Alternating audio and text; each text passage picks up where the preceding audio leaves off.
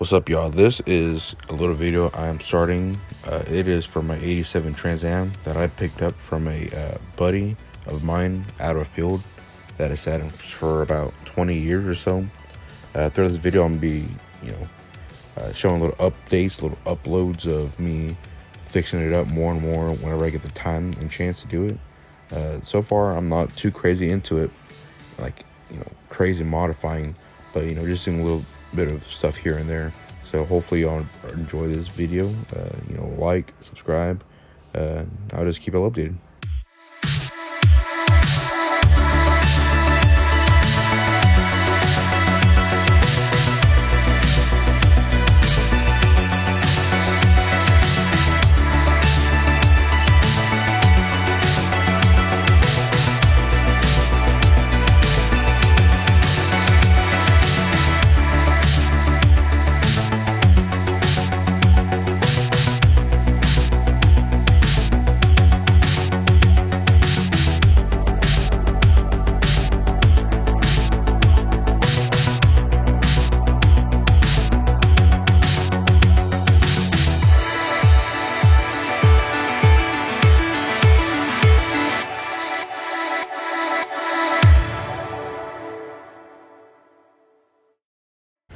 So in this next part of the video, you're going to see that I was actually able to get the car running for the first time in about 20 years. It didn't run for very long, but long enough for me to know the engine was good. And, that's all that really mattered. And at this point in the video, we do end up getting it running in another time after getting the head gaskets replaced, which again, I'll show you in a later part of this video. But there's a few tries that we did. I think the first try we did, it started, but not for long. The second time it started for about maybe 15 seconds, and we'll be showing you all that here. And of course, before you start a car that has sat this long, definitely always check the gas tank like I did. Thankfully, mine wasn't really that dirty, but as you can tell, there was some old fuel in there from this filter. It was kind of nasty looking, but not too bad. The walls weren't rusted, but here's me starting it up.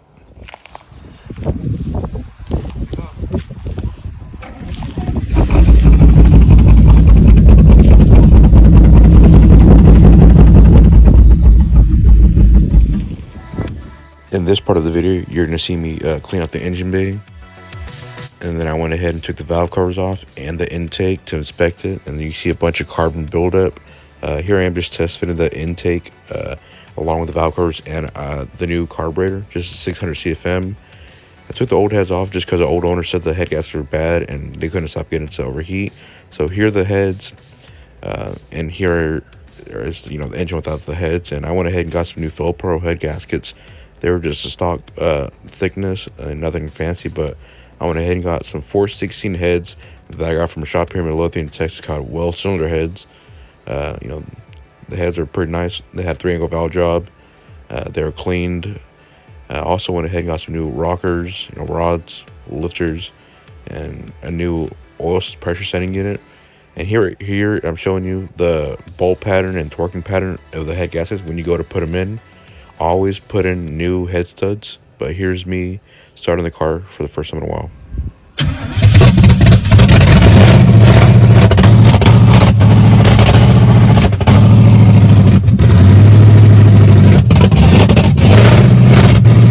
So that was actually pretty exciting. Probably the most exciting part about the build. Other than that, after I got it running, a freaking freeze plug blew. I replaced it with one of those rubber ones. Here, you'll see here in just a minute. But then after I replaced that one, got it running again, a freaking another one blew out. So at this point, I went ahead and just yanked out the engine. You'll see the engine lift just rubbing, like pressing hard against the front bumper, but that's fine because I have a replacement. After I had got the engine yanked out of the car, you'll see I freaking obliterated the wiper motor. So I need to get a new one. But as of now, the engine is out of the car. I'll be posting a video of me doing the freeze plugs here pretty soon. Either I'm camming the 305 or am I selling it the 350? Not sure yet, but you're trying to do some freeze plugs. One thing I noticed that did help me a lot is I'll use not really pointed, but a small tipped punch, and I'll punch a center that holes there from it blowing up. But I will punch this hole in the center, get one of these exterior decking screws, and screw it in. Let me see if I can do it with one hand and show you what I'm talking about. Okay, let's try it.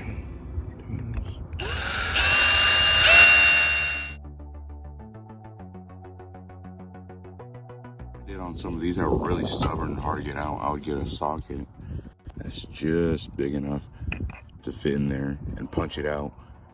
But the freeze plug will fall into there, so you might want to get yourself some needle nose pliers so you can try fishing it out.